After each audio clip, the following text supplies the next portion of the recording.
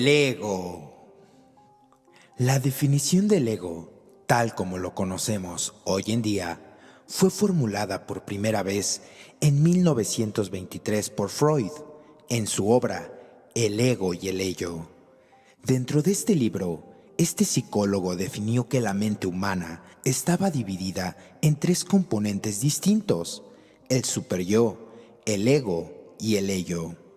Según este autor, cada una de estas partes de nuestra mente ejerce una función distinta dentro de la conciencia humana. De esta forma, para saber qué es el ego y su significado en nuestra psique, debemos tener en cuenta estas tres partes de la mente.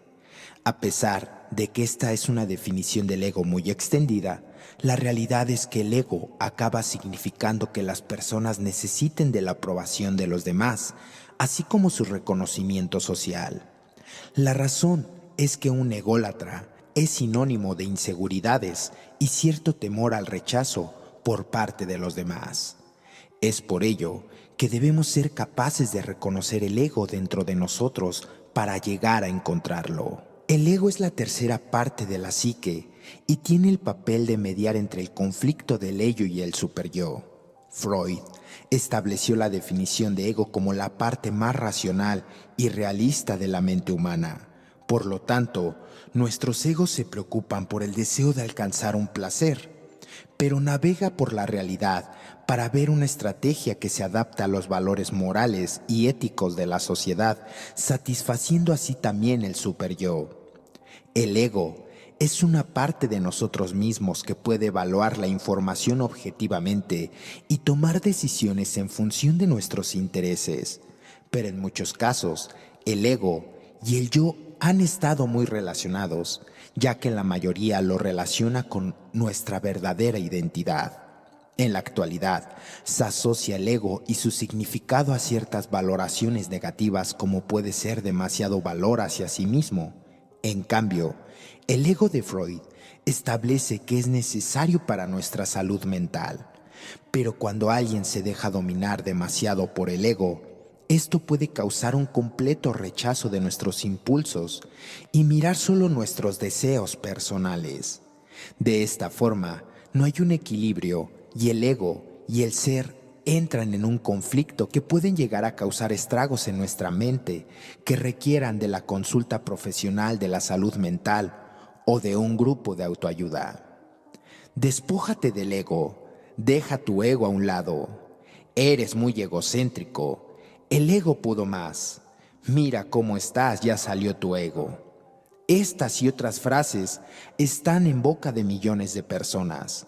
Desde una perspectiva negativa, sobre todo cuando se exacerba la potencia fuera, las personas caen en un juego perverso y agotador para ellos y los demás.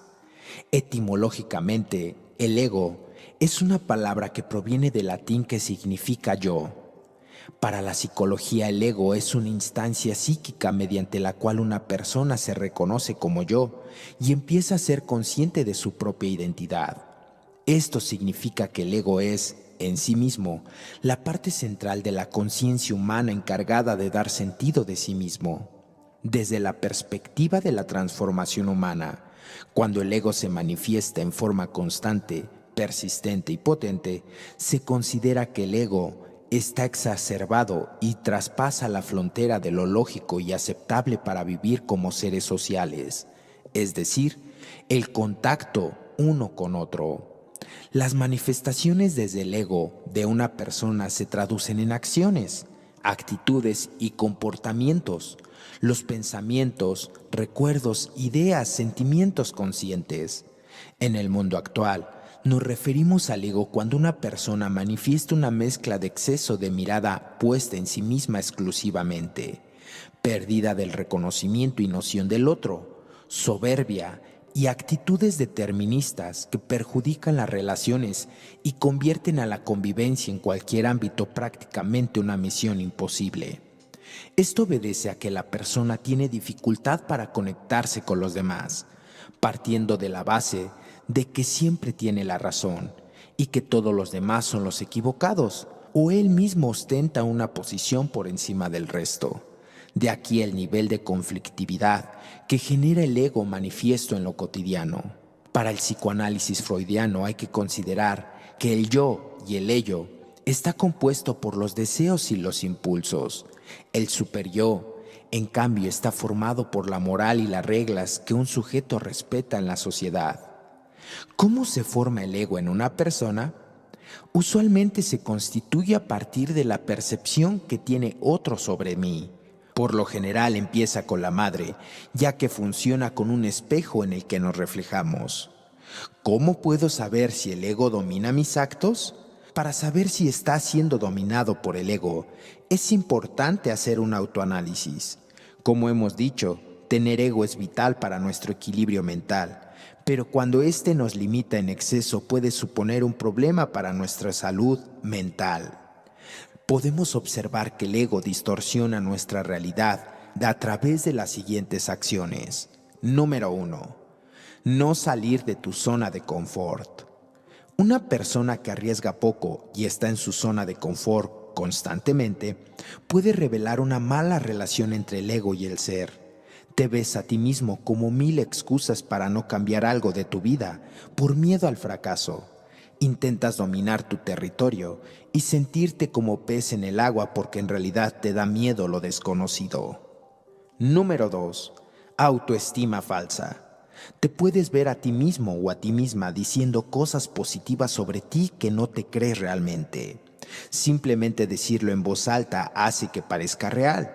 Necesitas convencer a los demás de tus habilidades, recursos, logros y pides a los demás que te verbalicen esas mismas cosas para llenar esa autoestima que se desinfla enseguida. De esta manera, el ego se impulsa aún más para controlar los impulsos del ello e intentar alcanzar la moral o la imagen idealizada de ti mismo o de ti misma. Número 3. Buscas la aprobación. Un ególatra es sinónimo de la búsqueda incesante de ser aprobado por los demás.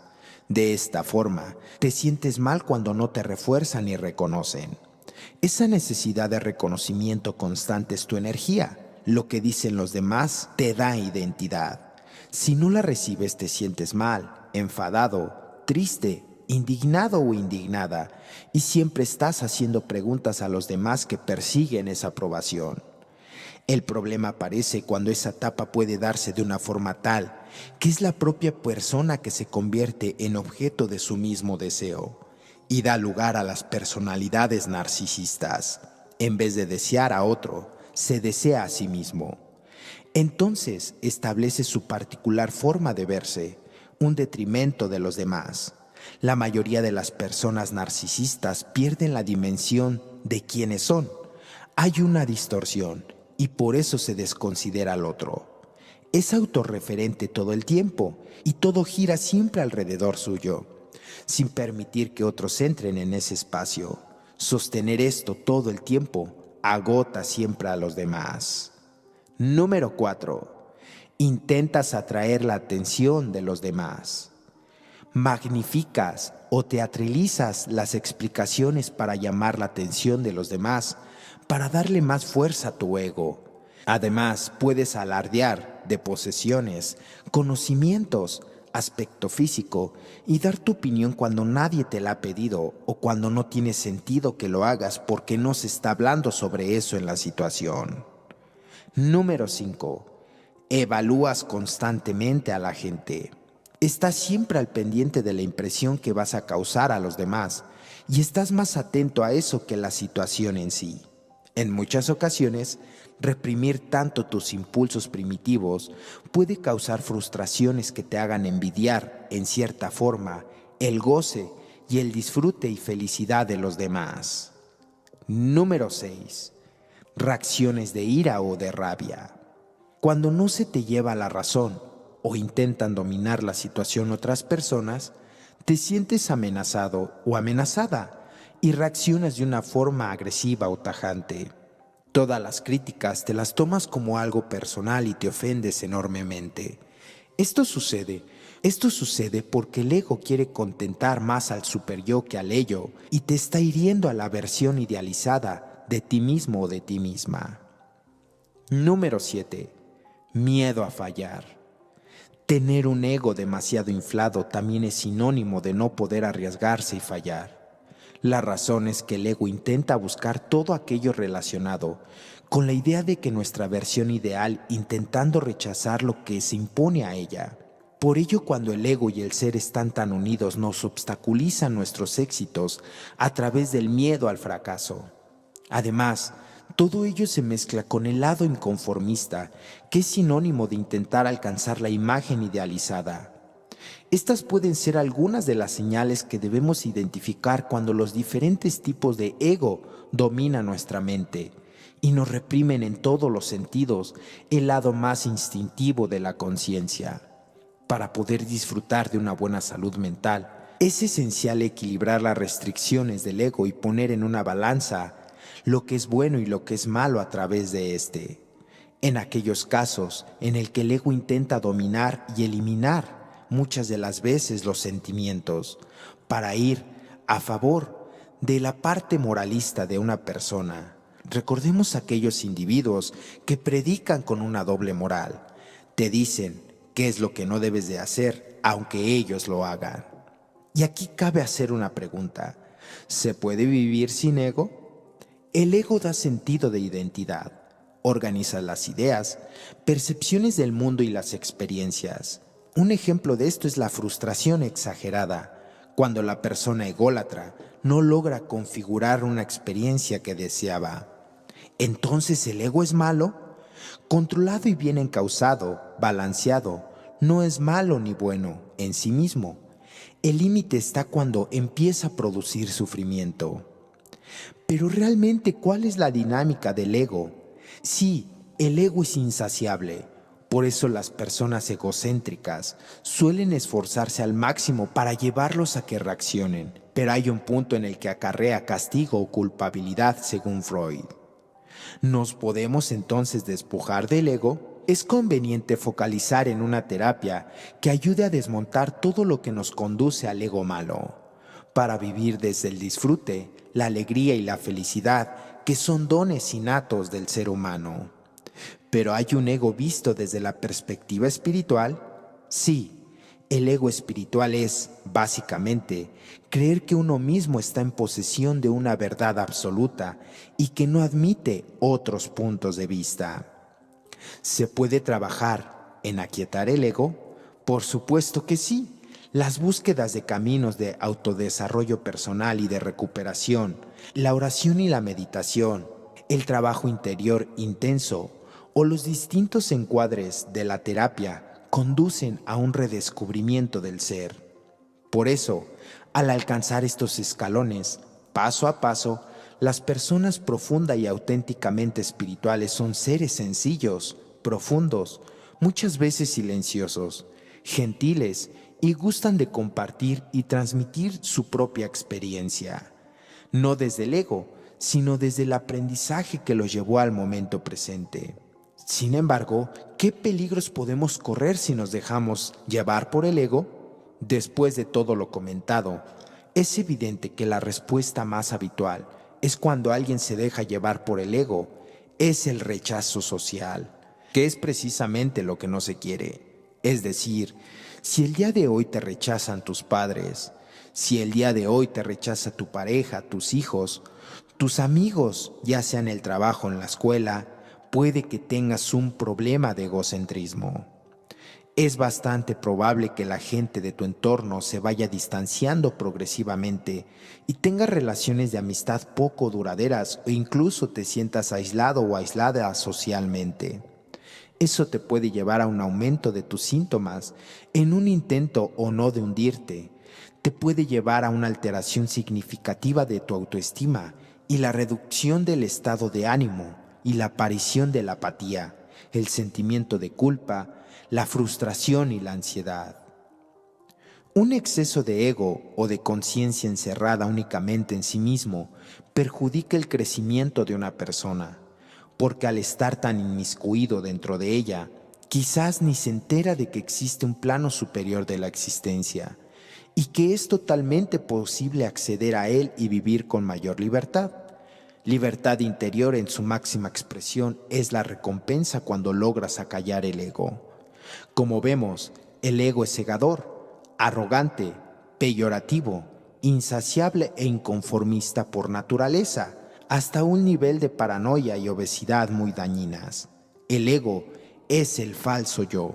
Esta siguiente lista que se presentará es una síntesis como una forma sencilla de identificar qué tipo de ego predomina dentro de nosotros, ya sea que podamos tener alguno o varios de ellos. Número 1. El ego sabelotodo. Es aquel ego que siempre cree tener la razón. Le gusta dar consejos sobre todo. Siempre contesta aunque no sepa. Cree tener respuesta para todo y no se puede quedar callado. Número 2. El ego insaciable. Es el ego centro de mesa. No le gusta pasar jamás desapercibido y va a hacer y hará cualquier cosa para llamar la atención de los demás. Número 3. El ego interruptor. Su necesidad de autorreferencia es tan fuerte que interrumpe permanentemente y nunca deja que los demás terminen de hablar.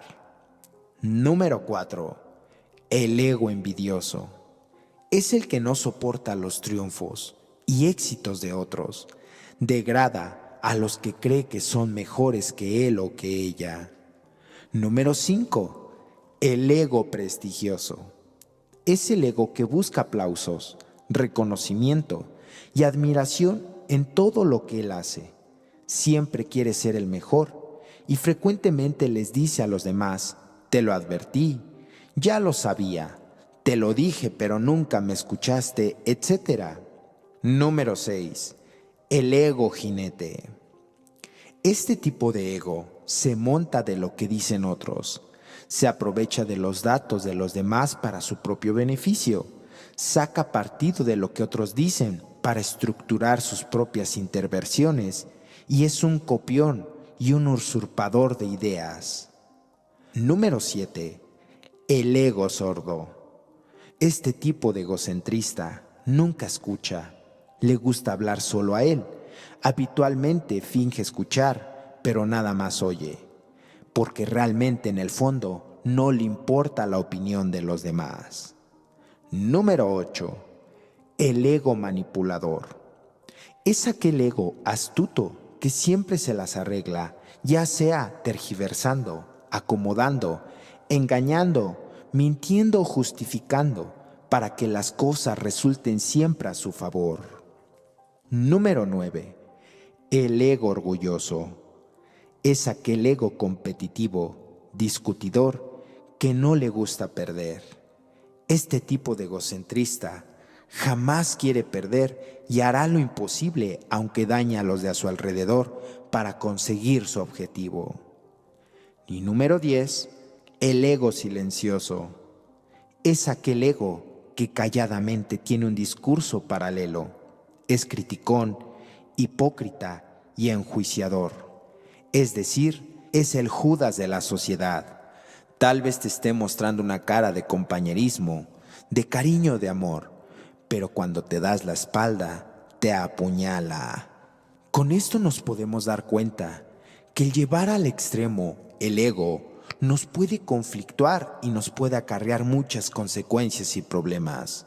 Por eso, la pregunta tan importante es: ¿cómo eliminar el ego de una persona? Tener el ego controlado, más una parte de nuestra conciencia, no hace que suframos muchas consecuencias en nuestra salud mental. Por ello, para eliminar la excesiva presencia de nuestro ego dominado, la parte instintiva de nosotros, podemos seguir las siguientes sugerencias, que en base al programa de recuperación de AA, de la psicología y de los que han pasado este infierno del ego, hemos podido deducir las siguientes sugerencias. Número 1. Deja de buscar el reconocimiento de los demás. Cuestiónate si necesitas la aceptación exterior para ser feliz.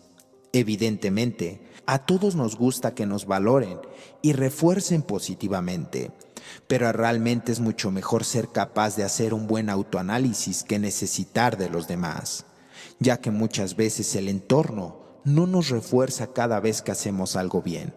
De este modo, si crees que tu ego profesional o tu ego espiritual está dominando tus decisiones, tómate un tiempo para descansar y analizar el porqué de tus acciones y lo que realmente quieres en tu vida. Número 2. Aprende a ser humilde y objetivo. No es bueno ni creerse de más, ni tampoco sentirse por debajo de los demás. Intentar valorar los esfuerzos y nuestros logros, así también como nuestros errores y defectos. Hacer una autocrítica cuando sea necesario y felicitarnos a nosotros mismos cuando hayamos logrado o nos hayamos esforzado por algo. Al herir el orgullo de alguien no obtienes recompensas. Así que lo esencial es centrarte en ti mismo para llegar a tus objetivos. Todo ello sin olvidar que debes contentar la parte más impulsiva del ello y disfrutar los pequeños instantes. Número 3. Deja a un lado la autoexigencia. El perfeccionismo nos ayuda a crecer, pero también nos perjudica mucho. Intenta proponerte metas, pero intenta que éstas sean realistas y que te den margen de maniobra. La perfección no existe, así que deja de buscarla intentando contentar el ego y la mente. Número 4. Acepta tus limitaciones. En lugar de negar tus limitaciones, acéptalas. Primer paso lo dice, aceptamos y que somos impotentes ante ciertas circunstancias, ya sea para dejar de beber, de llevar nuestra vida emocional o de consumir alguna sustancia ilegal. Están ahí porque todo el mundo tiene. Tú no eres menos. Una vez aceptados tus límites, puedes intentar mejorar, si es posible, algunos aspectos de ti, pero otros simplemente tendrás que aprender a vivir con ellos. En algunos casos, el ego distorsiona la realidad para que intentemos dar todo de nosotros para llegar a nuestra versión más ideal. Es necesario comprender que todos tenemos límites y que debemos convivir con ellos. Número 5. Deja de lado la competitividad. ¿Sientes que siempre tienes la razón o quieres ganar en todo? La vida no es una competición constante. A veces hay que ir de la mano y hacer piña con los demás. Aprende a hacer equipo y trabajar en equipo con la gente. No tienes que ser él o la mejor en todo, ni ser quien tiene más cosas. No es necesario ni tienes que demostrar nada, ni a los demás, ni a cualquiera de los tipos de ego. Normalmente existen palabras con ego que solo tienden a tirar pensamientos negativos cuando eres el peor en alguna situación. En estos casos debes intentar ver que nada te define, sea positivo o negativo. Número 6. Aprende a estar en el presente.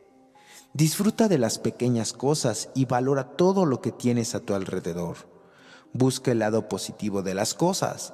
Valora las cualidades de la gente de tu entorno. Acepta los aspectos en los que los demás son mejor que tú. Disfruta de las aficiones y el tiempo libre sin competir y ponte en el lugar de los demás cuando sea necesario. Al estar en el presente tienes más raya la tendencia del ego a intentar contentar a veces a los demás. Esta es la mejor manera de evitar que un ególatra y que su significado acabe dominando nuestras vidas. Número 7. Trabajar con nuestro interior. A veces la búsqueda incesante de la versión idealizada de nosotros mismos hace que acabemos lidiando con un ego que intenta eliminar nuestra conciencia. Para poder equilibrar estos tres rasgos de nuestra mente es esencial intentar trabajar en nuestro interior para tener el ego equilibrado. En este caso, la meditación o la introspección nos serán de mucha ayuda para lograr este objetivo. ¿Y dónde podemos encontrar esto?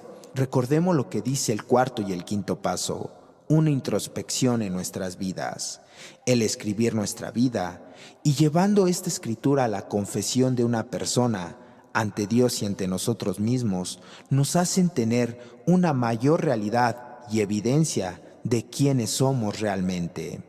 Se podría decir que para vencer el desequilibrio del ego debemos intentar ser la mejor versión de nosotros mismos, pero no aquella a la que apunta constantemente la parte moralista de los humanos, sino la parte más humana que tienes de tu persona. El buen calibre del ego es esencial para disfrutar tanto de nuestros impulsos como de nuestra vida social.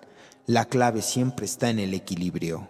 Escuchar antes de responder, hacer el esfuerzo consciente, meditar todos los días, empezar tal vez por esos 5 minutos de oración e ir aumentando, evitar sacar conclusiones apresuradas, ir eliminando del vocabulario la palabra yo, iniciando por todas nuestras frases, reemplazar por todas nuestras expresiones para dar un contexto cuando desees expresar ideas, por ejemplo, desde mi perspectiva, quisiera aportar, y muchas otras cosas que debemos de cambiar para ir equilibrando a nuestro ego. Cabe recalcar que si estás sufriendo las consecuencias por tu ego desbocado, te invitamos a buscar ayuda profesional, o con tu padrino o en el grupo de autoayuda donde milites.